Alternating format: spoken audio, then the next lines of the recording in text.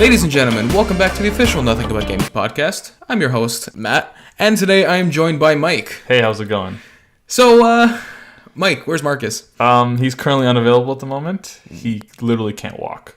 He had facial reconstruction surgery. Yes, that's why he can't walk. Yeah. He had facial reconstructive surgery. Well, no, you have to let me explain the story first. Okay, yeah, go ahead. So he had his face reconstructed. He had bandages on his eyes. Fell down some stairs, broke his leg. Right. Went through surgery to, put his knee back together, and Yeah. He's all bandaged up everywhere. more or less, yeah. Poor guy. He's like basically a mummy. More or less at this point. Basically, yeah. Yeah, he's basically dying. So Ripperoni Marcus. Yep. No, So for today, it's just the two of us. yeah, this is gonna be interesting. It's gonna be fun. Yeah. A whole bunch of stuff today to talk about. I'm very excited on the news that they've been announcing this week. Yep. So It is officially yeah. less than a month until E3, so the news is coming in hot and heavy. Yep. Publishers are trying to get their information out there. We're gonna get this thing going. Yeah, definitely. For starters, I just want to say that we usually record on Wednesdays, so this is middle of the week. There are a few things that are going to be happening either Thursdays or Fridays, but we chose Wednesdays because, they come out on We Fridays. have to pick a date anyway, so whatever day it's gonna happen, Yeah. we're gonna miss stuff. It's gonna Exactly. happen. So we'll probably talk about it later next week, and we're going to be talking about the Destiny live stream that's happening Thursday at the 18th at 1 p.m. Eastern Standard Time. So this week, a few things that are coming out. We started with Ubisoft last week. I think we'll start with Ubisoft again this week. They were in the news, so They were start with the news. They were at news. the top of the news, man. Yeah. So Ubisoft announced that they were coming out with sequels for their games. Obviously, I mean it's a Ubisoft. Let's be real for a second. They specifically said this fiscal year, so by March of 2018, these 4 games will all be released. Yes, exactly. And for those of you who do not know or are not business students or don't know anything about business, fiscal years are not January to December. It can be at any point. Yeah. When Each company makes their own fiscal year. Exactly. Most video game companies do it to April to March. Give or I don't take, I don't yeah. know why. Well, think about it like this: a month before E3, and then they want to start the year off strong with the announcements and then the sales halfway through the year, and it's good, Yeah. I guess. I don't know. It's not a business podcast; it's a gaming podcast. Yeah. Let's get back to games. So Ubisoft announced the sequels for their games. There's going to be a sequel for Assassin's Creed, Far Cry 5, The Crew 2, and South Park: The Fractured Butthole. I said that way on purpose because it's not fractured butthole. That's gross. It is fractured butthole. Yes. With a W. That's also released. That's the only one that got an actual date. That has a date this time. It had a date. It was supposed to come out last year. It was supposed to come in December. December. But it got pushed back to this year. Until October 17th is when the October 17th, yeah, exactly. I don't know if you played the first South Park Stick of Truth. I haven't. I haven't either. So That's a Marcus. That's a Marcus. I've only heard good things about it. Yeah. People who've played it said it was a good, solid 20-hour RPG. Which RPGs can be very daunting sometimes. Yeah, exactly. You have games like Zelda, 160 hours, 100 like Final Fantasy 15. These games take a long time. If you have an RPG that you can play in 20 hours and still get the full experience of it, that's enticing. Plus, it's probably really funny because it's South Park. So. Yeah. Well, I mean, even people who, just regular South Park fans who were not really into gaming absolutely loved it from what I've been hearing from customer feedback and whatnot. Probably going to be expecting one of the pre-order bonuses being a copy of the original South Park. Probably Xbox One backwards compatible. I'm not really sure what they do on the PlayStation for that. But that makes sense. I mean, either like a definitive edition or something. I'm not really too sure, but they figure it out. They can do what they did with Dishonored because they released Dishonored 2 and they just had the download code for the definitive original edition. Yeah. Exactly. Assassin's Creed. We talked about a little bit of this last week. Actually, a little more than a little bit, but. Egypt probably. I don't know. They haven't really said anything, really showed anything. All I saw was a royal blue background with a gold emblem, which looked pretty cool. Yeah, so this is their first basically confirmation of the next Assassin's Creed game. I mean, everybody knew it was in development. I mean, there's no secret there, but this is their first official confirmation. It's everything coming. else at this point was just rumors, but right. Regardless, it's all good. So yeah, we talked about that last week a bit. We got into Assassin's Creed pretty much a lot, but yeah, I'm really excited for it. Can't wait to see where they go after Syndicate. We also talked about Far Cry 5 being a Western. Supposedly. We gave our thoughts. It should not come out when Red Dead Redemption 2 comes out, or else it won't do well. But I mean, it looks like it will come out when that comes out. Like Yeah. this is the first like official confirmation of Far Cry 5 as well. Like before this, there was literally nothing to point to a new Far Cry coming out this year other than annualization by Ubisoft. yeah. So yeah, it's really pretty interesting to see that they've decided to release it this year. I mean, fact of the matter would be, it's Far Cry is a well-known and respected series. A lot of fans do enjoy the Far Cry series from Ubisoft themselves. I know my brother's very excited about it. And the whole thing would be, I mean, I think Primal was just kind of like a B team type game. You know what I'm saying? Oh, for sure. You know that the main team was working on Far Cry 5 the entire time, and they had just like the side, like, hey, here are the interns. Let's have them work on a new game. Exactly. It's just something. I mean, the game wasn't horrid, but I mean, it was a lot of just Far Cry 4 over and over again. I don't know if you played Far Cry 4. I did. You did? Did you like it? I own it. It's right there. Yeah, but did you like it? What do you Yeah, I think of did. it?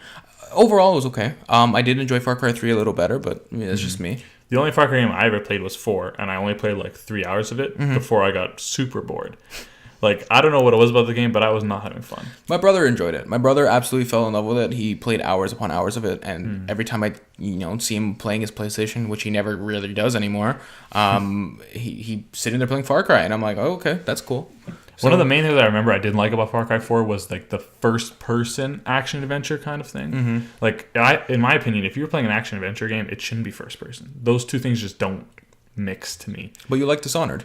Right, but I didn't like it. Well, Dishonored is more of like a stealth game. It is action adventure, but it's more of a stealth. I see what you're whereas saying. Whereas Far Cry, you literally it's not a stealth at all. No, And I'm like the first person. Like I don't like first person the view in general. I'm more of a third person. I get it. I feel you. But yeah, you don't like a game like Gears of War. Gears of War, I've never really tried. You should. Hey, if I had infinite money, I'd buy it. But The Crew 2. What are your thoughts about this? I remember the initial the reveal trailer for the Crew, the first one, and like I was really excited when I first saw it because like the idea of being able to drive around in an open world map to go anywhere, which was the promise, sounded really cool. And then I played the beta and it was pretty bad. The controls were terrible. It just wasn't fun to play. So I never actually played the first one. I have it on Xbox because it was given away for Games with Gold for free 1 month. It's one of the games I'll get to, maybe I won't. It's on the list. So I made the mistake of playing the Crew before, or I think it was either before or after I got Forza Horizon 3. Basically, Forza Horizon 3 was what the Crew wanted to be. Right, basically. And it failed really hard. Yeah. It fell on its face. I'm honestly like super surprised that they announced a sequel to that. Yeah. Because as far as I know, it didn't sell well, and like there weren't a lot of people who really liked it. So. Actually, this is going to surprise you, but a lot of people are coming in now and asking for it. Wow. I don't know why. I think here's the thing. I think it's doing well because Forza's on Xbox. The PlayStation, other than Gran Turismo, that's not out yet for the PlayStation, so nobody kill me. It doesn't have a racing game like Forza or a racing series like Forza, right? I mean, a lot of people are. I'm pretty sure most of the racing games on PS4 are like more simulators rather than arcade. It's not even. Because I know there's Drive Club. I don't think that's on Xbox, is there? Drive Club. Drive Club. It didn't do very well. Yeah. I mean, it was a whatever kind of game.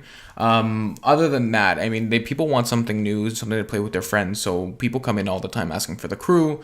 Another version or a game would be Rainbow Six. People ask for all the time. That would just basically like Counter-Strike, but for consoles more or less. I don't know. I don't see the Crew 2 selling very well. It's just the driving within the Crew itself. I didn't really like. Somebody who plays a lot of car games as well. Yep, I agree. I didn't like the way that the cars felt when driving in the Crew. I didn't like the open world aspect was cool. It just felt super empty. There was nothing around. There's a whole bunch of open fields you can drive into with a truck. The dialogue was mediocre. I mean, they went. I don't know. The beginning cutscene is his brother getting shot for no apparent reason. It was really kind of random, and I'm just like, they caused a problem they really didn't need to. And that's where your character decides, I'm going to be the racing god, more or less. Question for you: did you play that game like by yourself or with with someone else? The Crew? I started it by myself because you had to, and then I immediately tried the online co-op, and I couldn't get it to work, and then I got it to work, and it was like whatever.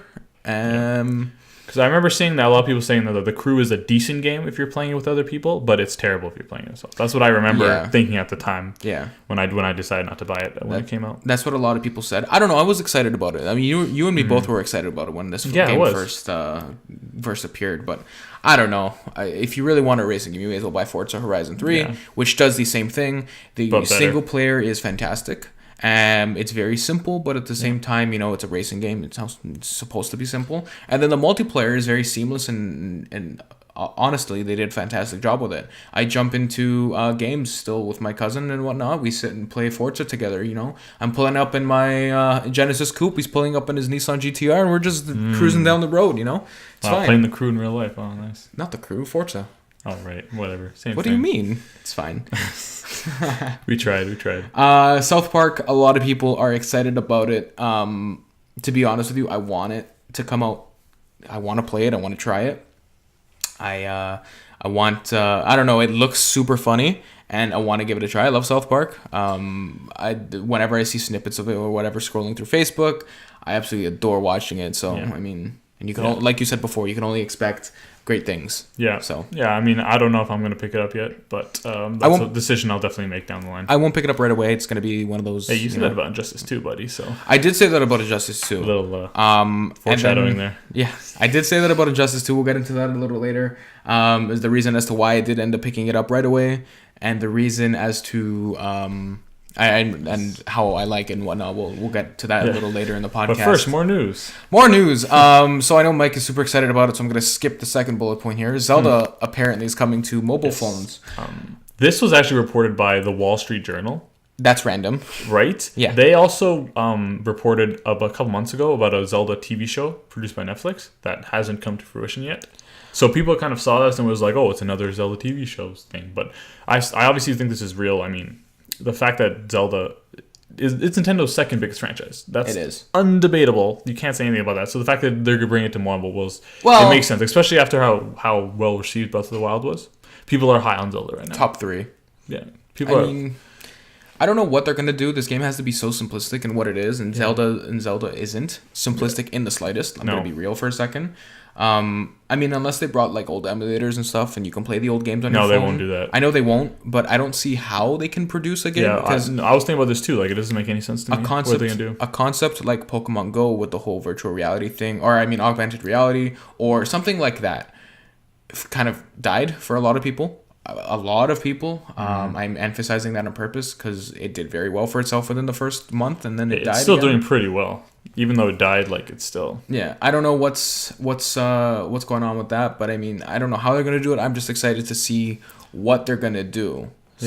Yeah, like right now, like Zelda is pretty much all I think about right now because I'm still playing Breath of the Wild because that game's amazing. So any more Zelda that Nintendo can provide, I am happy to put my money towards it. I'm staring at a Zelda watch and I'm face palming as we speak. Don't worry. It's a very nice watch. Yeah, I know. I sold it to you. Anyway, I mean, you said Netflix before, so this is a good segue into it. Nice segue. Apparently, they're coming out with a Witcher Netflix series. Yes. So I know you haven't played The Witcher.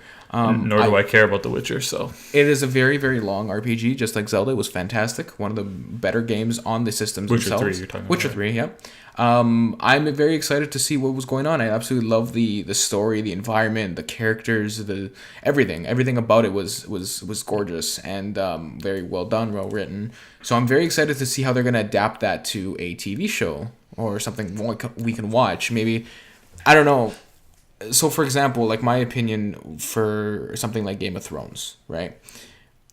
People say it's fantastic and this and that. It's probably a great show. I just haven't seen it and choose not to see it because, I don't know, I feel like if I can dive into something like that, I'll go play something like The Witcher or something of the sort. Right.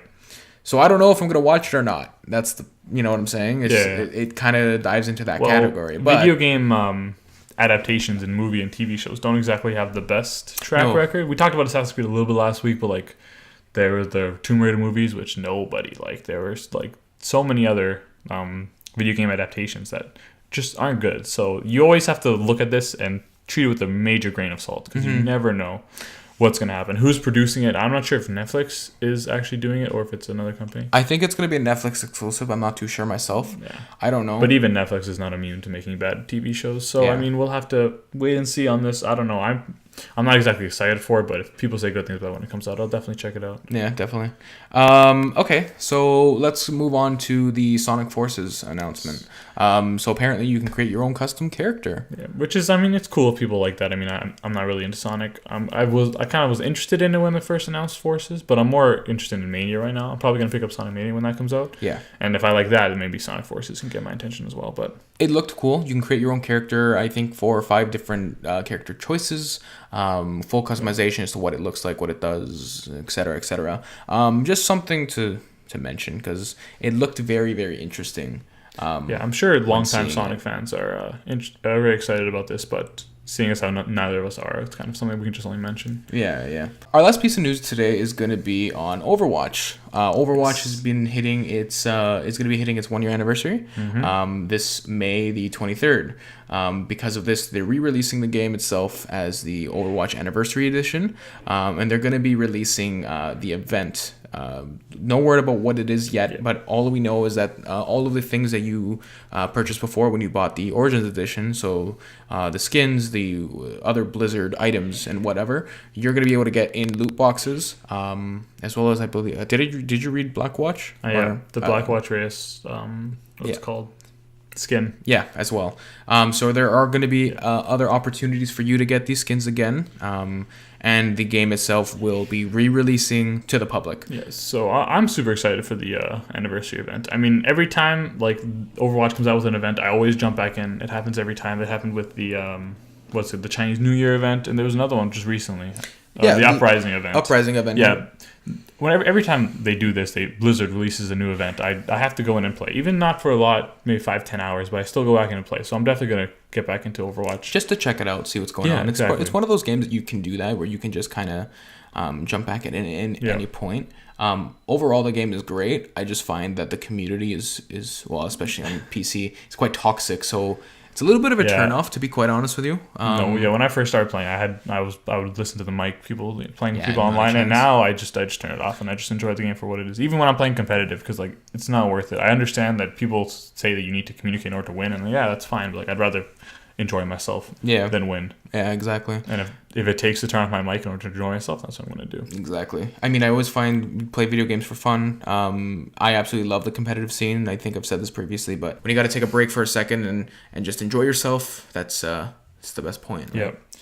Definitely. Yes, Overwatch is a great game, and it's crazy. It's been already a year since that game came out, because like it's literally been in the news every single day since it's come out. People love this game so much. It's great, good to see. Yeah. And then you have a whole bunch of the community itself, like I said before, was toxic. But the community, or the Overwatch community, some part of it is actually amazing as well. Seeing all of the memes and the jokes and the videos that come out, the developer updates by Dino Flask, those are absolutely hysterical. I don't think a game has ever inspired as many memes as this one. Like, for the most part, yeah. Some games, like, they'll have one meme from, like, Skyrim had the arrow to the knee meme. That came out. Overwatch, like, there are, like, literally 10 memes from this game. 10, 12, 14. Right? And it's just amazing how inspired, like, gamers have become from this game. Yeah, people are putting their creative side on. I mean, especially since the fact that people are able to get their content out easier now. Yeah. You know, more people have decided, hey, I want to try something, so let's do it. And they start editing videos and this and that. So, yeah. So, we just ended up watching the Nintendo Direct that did air on the 17th of May. It is the ARMS Direct. That's what they were calling it. Yep. Mike, what are your thoughts? Well, first of all, ARMS has got, like, Nintendo's clearly going for the Splatoon angle with ARMS. Like, literally everything about the two games is similar. Like, the art style, extremely similar. They're kind of like, oh, we don't know why people are like this. Because, like, in Splatoon, people are like, oh, we don't know why we're squids. We just are squids, right? In this game, they're like, oh, we don't know why people have long arms. They just do. It's that Nintendo, like, whatever, right? There's also, like, the whole multiplayer aspect. So, yeah, they're clearly going for a Splatoon thing. Type of deal, yeah. Where it's, like, super weird and nobody knows what's going on. Exactly. And that's cool. It's just Nintendo being Nintendo, you know? But as far as the game itself goes, like, it looks pretty interesting. It looks really in-depth, which is kind of crazy. Because, like, they were going through every single type of what was it called? I don't know, punching thing. I don't know, whatever. I'm gonna call them gloves. Sure. Yeah, the gloves. That's a good way. Yeah, I mean they were going through the different gloves and the arms and the characters and it was what was a lot going of on. information. Like they just kept going with more and more things. I don't even remember half of it now. Like I just watched it. So the game is gonna launch with 10 characters themselves. Some characters we know more than others. Some characters that I think they just announced today. Anyway. Yeah, they announced 3 new today actually. And then they announced 3 arm combinations. Per character.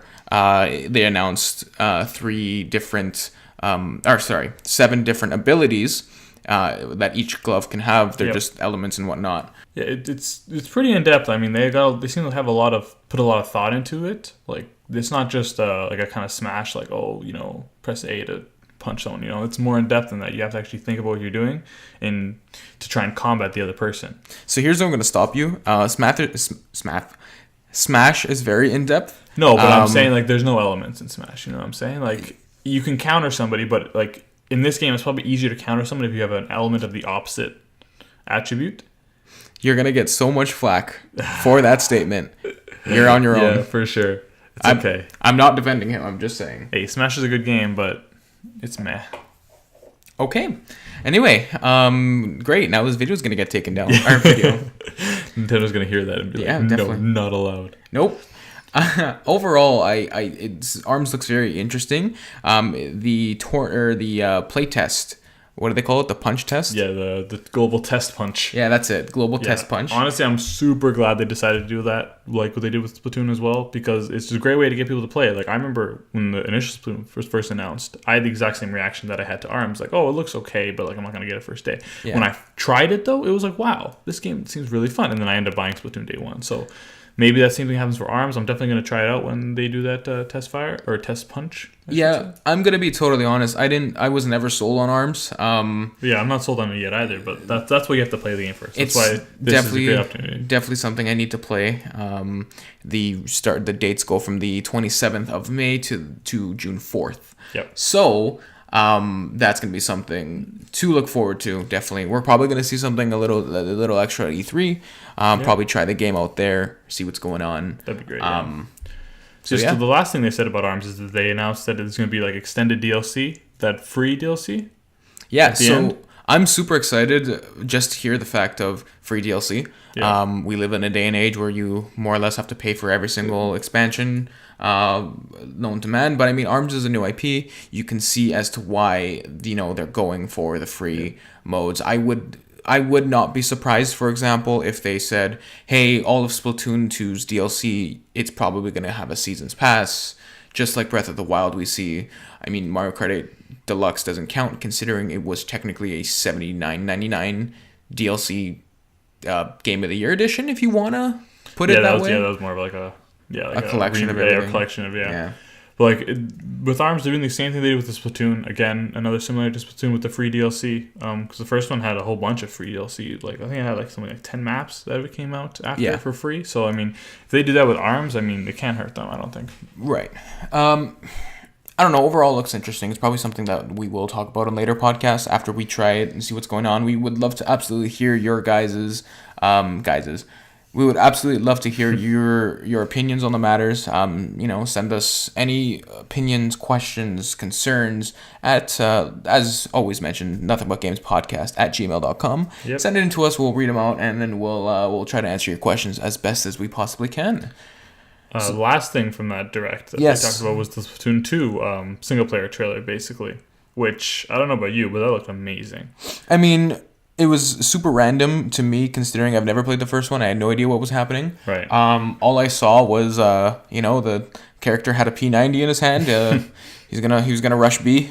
Sorry, that was a Counter-Strike joke. No, but I don't know what was happening. I saw P90 and I'm like, wow, okay, cool. From what they showed, they've introduced a whole bunch of new like movement mechanics that people wanted in the first game that they didn't get. People were saying, oh, if you add this, and this, it'll be even better. And it looks like they added this, and this, So I'm super excited for Splatoon 2 now. After that trailer, I just want to play the campaign. I don't even care about the multiplayer now in Splatoon 2. I just want to play that campaign. It looks great. I mean, if you want my honest opinion, it's just, Nintendo, if you're going to take fan suggestions, Bob Ross is a playable character. That's all I'm saying. Wow. We'll beat the devil out of it. Damn. That's it. I have no response to that. Can you imagine your squid with an afro? Wow. That'd be great. You a kid, a squid, or a happy little tree? That's all I'm saying. That's terrible. That's great. What do you mean? Oh my God. You know, beat the devil out of you in a second. Damn. It's fine. Anyway, don't copyright strike us. It's fine. Okay.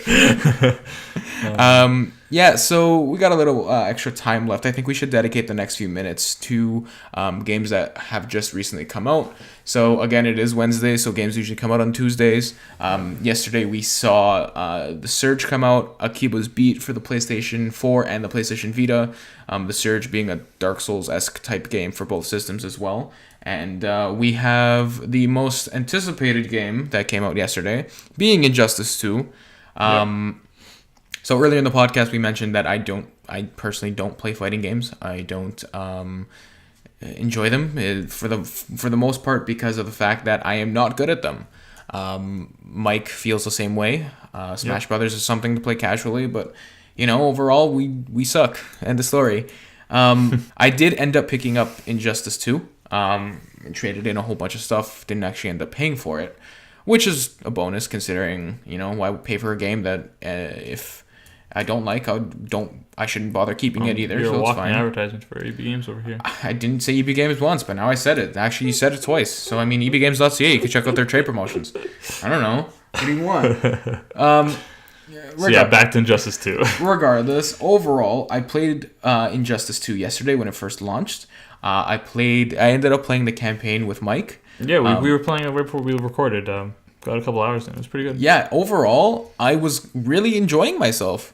The controls, I guess, I mean, they're more or less the same as any fighting game, but it's just the game handles very well, in my opinion. Overall, the game itself is nice. It looks visually appealing. And I love DC Universe, so I mean, it's a win-win situation for there. But overall, you're going to hear in a little bit of another member of the Nothing But Games community. He's actually going to give his input as well on Injustice. He plays fighting games competitively, enters tournaments and such. So you're going to hear his opinion.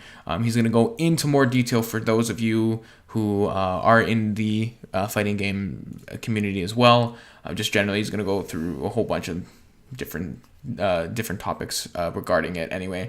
But overall, it's a pretty good game, honestly. Yeah, I had a great time playing it. I definitely suck at fighting games, but I still was able to at least understand what was going on some of the time. Yeah. And yeah, I had fun with it. I mean, it's not a game I'd buy myself, especially even now after playing it. Like, I'm not going to buy it, but like I had a good time playing it. Yeah, I mean, if I'm going to be totally honest with you, I've had the biggest problem where a game just doesn't engulf me anymore in a campaign, and it's just because I feel like everything is so similar, and I just needed a change.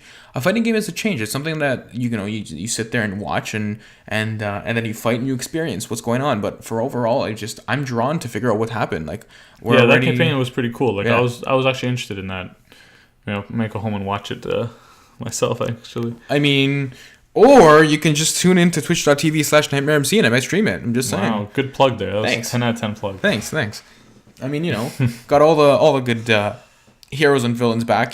Flash, Batman, Superman, whole bunch of everybody. Yeah. He even got some new characters like Captain Cold. Haven't played him yet, but I'm excited. Honestly. So. Is Captain Cold gonna break out of prison?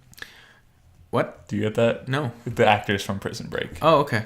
That's cool. I don't watch TV. Oh, well, neither do I, but I still know about that. So. That's cool. Anyway, I'm going to look like an idiot on the internet. But I mean, that's what the internet's for. That's right? fine. To look like an idiot. That's cool. Overall, I believe Marcus also said he was not going to pick up Injustice Day 1. Yeah. You'll probably see or hear about it next week. When we have more time. I have more time to play the game itself. Yeah. I'm probably going to end up playing with either Mike again or Marcus or both or something of the sort. Well, if Marcus can get those bandages off his eyes, hopefully he can try it out. Hopefully he doesn't fall down more stairs. Marcus, stay away from stairs. That's all I'm saying. Oh man. Yeah. Other than that though, I think we covered pretty much everything. More or less, yeah. Yep. A little bit of a shorter episode today, down a member, so down a man. We did the best we could. We did indeed. Talked about a whole bunch of stuff. The Assassin's Creed or the Ubisoft announcements, Nintendo Direct, which I found super random. Oh yeah. Just saying, but that's Nintendo for ya. Yep. I don't understand what. I kind of sat there. I'm like, what am I watching? I kind of I contemplated. thought about that a couple of times. Just a few times, right? A few Yep. times. And then you realize it's Nintendo and they just do whatever they want. So you got to go with it, I mean, you know what? I sat there with an open mind and I just kind of thought, hey, it's Nintendo. I don't know what's happening right now, but I don't hate it. So let's continue watching. It wasn't a total waste of a half an hour, 45 minutes. That's, arms look pretty cool. It's fine. So we're just going to pass over the mic to Lucas now. He's going to explain what Injustice 2 really is all about. The first impression review. Within the next few weeks, you're going to hear a little more about our personal review, as soon as we really dive into the game. Let's hear that now. Hey, this is Lucas from the Nothing But Games community, here to talk about Injustice 2. Injustice 2 is obviously the sequel of Injustice. It's made by NetherRealm. Compared to the original game, I would have to say that Injustice 2 is the superior version. In terms of the story mode of Injustice 2, the story is very short, I think, but it's longer than the original Injustice. The story mode has alternate paths you could choose, which is kind of unique compared to the original game, which means you can obviously get two endings depending on your choices. And it graphically looks beautiful, much better, and compared to the first game that they made. In terms of playstyle, forewarned that it's going to be projectile heavy. Like I said, if you play the first Injustice, you're going to be very familiar with the second one because some of the returning characters are the same as the first one. For example, I play Green Lantern, and Green Lantern is almost identical to the original Injustice, just like with a little bit of tweaks in the combos and the moves. In terms of the new characters, some of them are really good. Some of them flow well. Some of them just make sense. For example, Supergirl just feels really feels amazing for the Injustice game. Just in terms of the gameplay, her style is really good. But there's some questionable play styles in the Injustice 2. For example, characters such as, I would say, Swamp Thing. It's kind of weird. He's kind of like a Solomon Grundy, if everyone knows what I'm talking about. That's fine. Regardless, there's some characters that are questionable, but for the most part, all the characters feel balanced and tweaked to the point where it feels like a game. The game's not projectile heavy, even though it is right now. In terms of the online is very smooth compared to the original Injustice. There's no frame delay. There's no input delay. There's no jitters in the connection. It's just smooth like MKX because they fixed the servers in that game. It's no input issues. The projectiles don't reign supreme online because there's no input lag, which is amazing. In terms of the cosmetic stuff in Injustice 2, they go with these new mother box stuff that you get your loot from, or aka your customizations. There's bronze, silver, gold, platinum, diamond. Your stereotypical ELO garbage stuff, but you get customizations. The good thing about these customizations is that you could get them with in-game currency, but I fear that microtransactions will play a part eventually. Like I said, in terms of the customizations, there's a lot of customizations. Holy crap, there's a ton of them. So that's very good for the game. You can choose your colors and for your different characters. And it overall feels really good. Like, it's just, everything's balanced in terms of the gameplay. But my one complaint in terms of the cosmetic stuff, let me go back to that for a second, would have to be the stats. Thank God NetherRealm has already took the initiative to balance that out and remove these actual stats inside the competitive mode so that you don't have a super buff character fighting like a level 1 character. Alright, so it makes it fair and balance out. In terms of the tournament scene for Injustice 2, I'll talk about that a little bit. It's going to be part of EVO 2017. For those who don't know what EVO is, it's one of the biggest fighting game tournaments in basically the world. Professionals compete, people take ideas and combos away, and actually sometimes the tournaments dictate what changes have to be made for the game for NetherRealm, because NetherRealm really looks into that stuff to make the game really balanced. And that's basically it. My final verdict of the game would be a 9.5 out of 10. The game is beautiful. It's the same as the last game, but better. Like they fixed some they tweaked a couple of things. You know, they made them more balanced. They nerfed some characters that were broken in the other game.